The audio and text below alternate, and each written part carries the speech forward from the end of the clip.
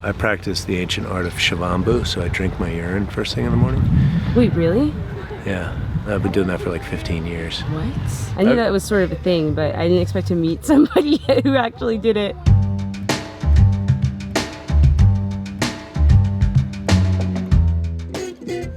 When we think of the word hippie, we may conjure up images similar to what you see here. Many of us might imagine peace signs, long hair, tie-dye, Woodstock, marijuana, psychedelics, and maybe even modern-day hippies rubbing crystals and meditating, or talking about astrology and pseudoscience topics. It's clear that the word hippie has evolved over time and has taken on different meanings throughout history. Although the word hippie may date back to the jive era in the 1930s and 40s, the term was popularized during the counterculture movement of the 60s and 70s, a time when the youth were seeking answers and a different way of life, participating in activism and exploring altered states of consciousness. It was a time of peace, love, drugs, and free expression. And now we see a resurgence of this movement with the New Age hippies. And after having spent some time with this community, I believe there's more to the surface level story and stereotype of the so-called hippie. We are totally generalizing right now. I get there's a whole spectrum of individuals here, but I'm really fascinated by stereotypes because there's truth to them. There's a reason why stereotypes exist, because that stereotype comes from something real. So when it comes to this hippie stereotype, oftentimes these people are being brushed aside by mainstream society as being crazy or just too out there and are too woo-woo to actually have any real validity in what they're saying. But I think there's more to this. Out of everybody that I've encountered, it seems to be that these people are the happiest. And isn't that what everyone wants, to be happy? And I really want to get to the bottom of why that is. I am here to get inside the brains and the hearts of these people and figure out how they're so damn happy. Are some of them crazy? Are some of them genius? I don't know. We're gonna find out. So into the desert we go.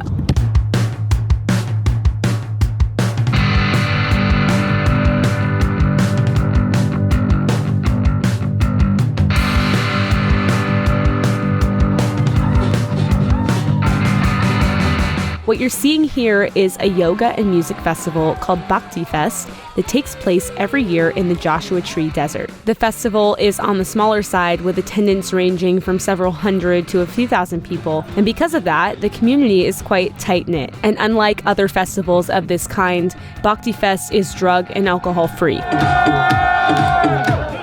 It's also quite affordable compared to other festivals, with tickets at around $250. The festival includes a multitude of yoga classes, meditation, breathwork, lectures and workshops, free movement, ecstatic dance, music, and yogic teachings and practices of all types and lineages, but with a focus on the path of Bhakti Yoga. Bhakti means devotion in Sanskrit and originally comes from the Vedas, which date back thousands of years as one of the oldest written texts. Bhakti Yoga involves not only asanas, or the physical practice of yoga, but also singing ancient mantras, typically in the form of something called kirtan, which is a call and response style of music, where the community collectively sings these mantras. Bhakti Yoga is practiced by all different people all over the world, and many types of people attend Bhakti Fest, but it does seem to attract a large amount of people you might think of as hippies. What is a hippie? A highly intelligent person pursuing inner enlightenment. Whoa! Mic drop!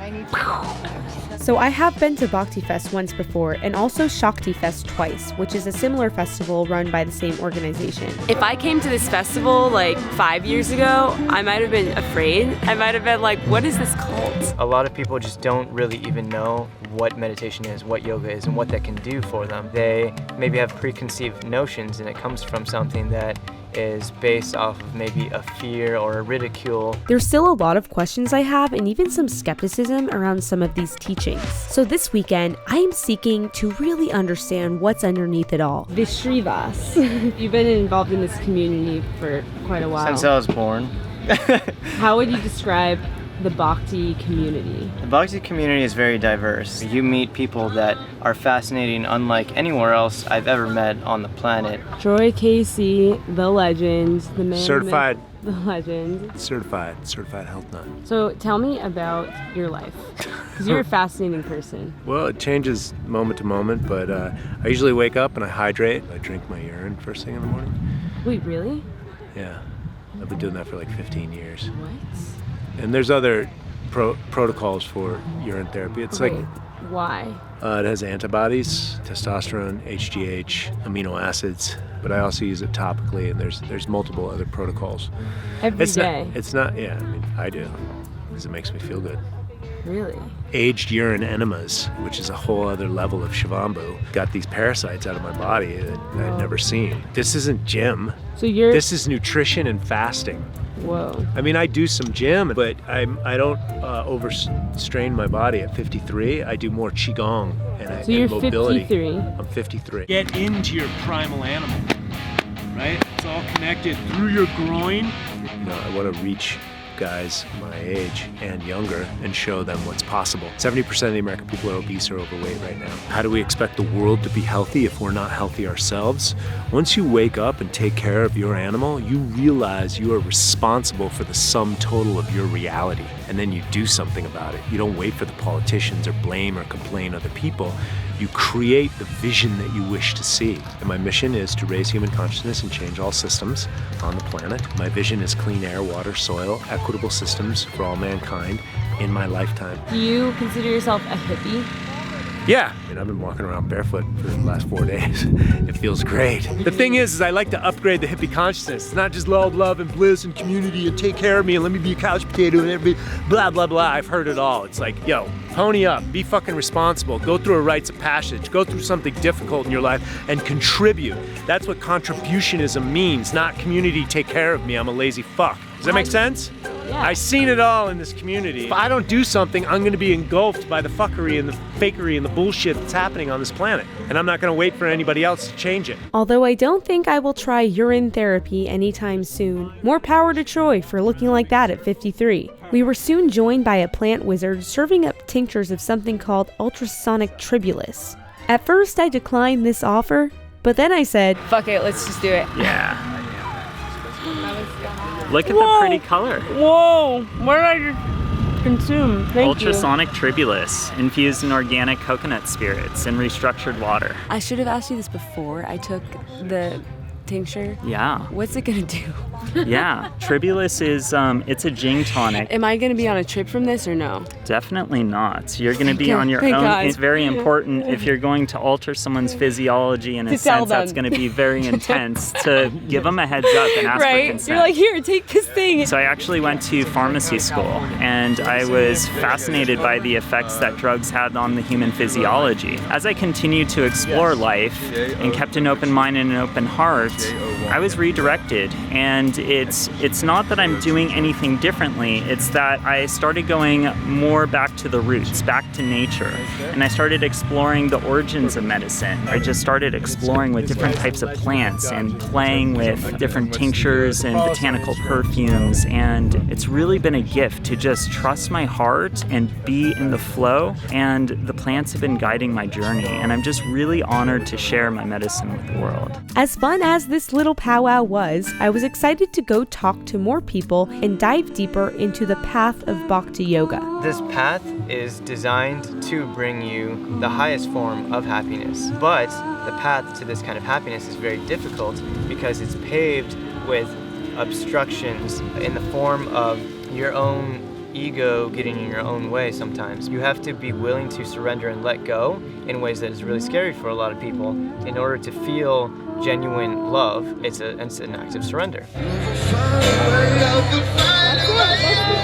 Dancing David. Who is Dancing David? He's a legend. Nobody really knows anything about him for sure, but he comes to every festival and does that dance. And he's always just blissful. Just look at his face. Do you think being happy all the time is weird, or is it possible? If you're happy all the time and you're on drugs, obviously it's not so good. It just depends on where you're getting your happiness Do you think from. he's on drugs? I don't know. I feel like he's not. I feel like he's truly feeling it. I feel like that's like tapping into a flow state. He could possibly be living in the most magnificent dimension on this universe. I'm a little skeptical. Crazy or genius? Maybe a little bit of both. When we think of the hippie movement, we often think of sex, drugs, and rock and roll. But what has always fascinated me is the strong influence of Eastern philosophy and spiritual teachings throughout the counterculture movement. Even the Beatles were learning from Indian gurus and became Bhakti yogis following the Krishna consciousness movement, which even influenced their music. And George Harrison became a devoted follower of Krishna. My Sweet Lord even has the Krishna mantra right in it. The youth of this time rebelled so heavily against mainstream religion and society in the West, yet it seemed that through this rebellion, many found their way to meaning through the spiritual teachings of the East. The poison settled, his throat became blue. Thousands of years later, these practices and teachings have made their way all the way from India to California. But not many Indians actually attend Bhakti Fest. But I did find a few, and I was curious to hear their thoughts. You were from the place where all of these teachings here are taught. You're from India, and there's not many Indian people here. There's a bunch of white people like me. How do you feel being here? So I'm feeling so happy here, being part of it. I'm very happy, but being an Indian and seeing so many Westerners, amazing experience. Money worth it. You feel very happy. Do you think that this festival is cultural appropriation? That is a good question. Really what people mean by that would be cultural misappropriation. That's a question for higher authorities than myself, but since you are interested in my opinion, I would say it's not cultural misappropriation. I think the glory of this activity is that it's universal. The idea that God is universal, my God, your God, the oneness that connects us all connects everyone, whether they're born in India, whether their grandfather was born in India. This is universal. You know, I think really more importantly is the opinion of the great saints who traveled the world, like Srila Narayana Maharaj, who traveled the world dozens of times in the final years of his life to give what is being given at this festival. The young people are really seeking to find answers. They are not really comfortable in this present scenario. I can see that many young people are becoming more and more spiritual. So I feel that's a very wonderful trend. Bhakti Fest is one of the festivals which is really a wonderful platform for all such spiritual minded people to come together and sing and dance and chant and connect with each other and feel at home. That's what is the need today. Who do you think you would be without this? Probably nobody if I wasn't on this path. I don't see that happening though. It's just the most funnest thing there is. I probably would be like sad and depressed or something, you know, be in the normal cog of like society or whatever. In what you could call the material world, people are struggling with stress and anxiety and depression, and they have to compete and survive in ways that this yoga and meditation path and bhakti path allows for people to be able to not be so fazed by those kinds of stresses that this world creates.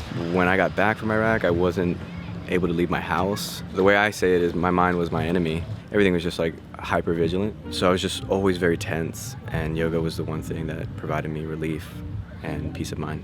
Were you going through PTSD a bit? Yeah. What was the process of yoga and the healing? Yeah, I've always been someone that never liked sitting down with like a counselor or like a psychologist. So yoga gave me the ability to just heal myself on my own terms. And maybe I didn't understand what I was doing or how it was helping, but I did know that the practice was the teacher. Are you happy? Yes. Yeah. Oh my God, yes. What do you think of the word hippie? Granola? It's the first thing that comes to my mind. Do you consider yourself a hippie? No, I don't. Just a nerdy yogi. Nerdy yogi, I like that. What do you think is the meaning of life? Oh man, for you to figure it out on your own. Now we drop in Yeah. Nerdy yogi wisdom. That's right. That's your new podcast, the Nerdy Yogi. You better start it. Are you a hippie? Am I a hippie? You know what my parents call me? My parents call me a type A hippie. So I go with that because I definitely would say I have hippie elements to me, but I am a fast-paced person and I can't get rid of that part of myself. And I admire hippies that really take life at their own pace. I can't ever get there. I'm just like going full speed. I have hippie elements, but I'm also not like full on. You're probably one of the happiest people I know. Aww. How are you happy all the time? Gratitude. When you start to really appreciate this experience, you just start to be in a state of constant happiness. Even in a difficult time, you can still be grateful to be alive. And that's why we come to places like Bhakti Fest, so we can connect with the tribe. And by tribe, I mean the people who are on the journey to make this world a better place by making themselves a better person first. We just come here to celebrate and meditate. Thank you for being the best friend ever, such a good friend, so much love for setting the example for all of us, living gratitude and presence in every moment. I'm so grateful for this moment with you.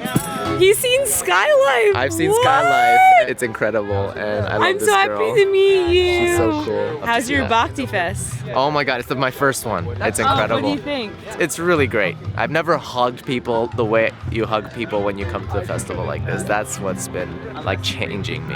Yes. Now we can do a nice hug. Yes. Lots of good hugs. Yes, the hugs are the best, especially when you hug Skylife. Because your life like transcends.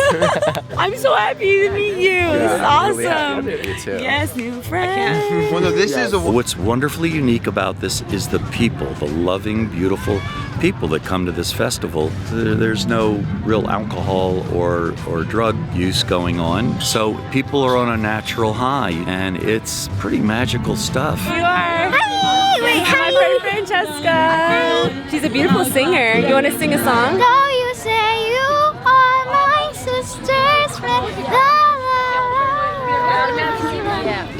That's all I know. I don't wanna wait in vain for your love. Say I don't wanna wait in vain for your love. I went to California to discover myself and find the answer. And so here I found the greater answer.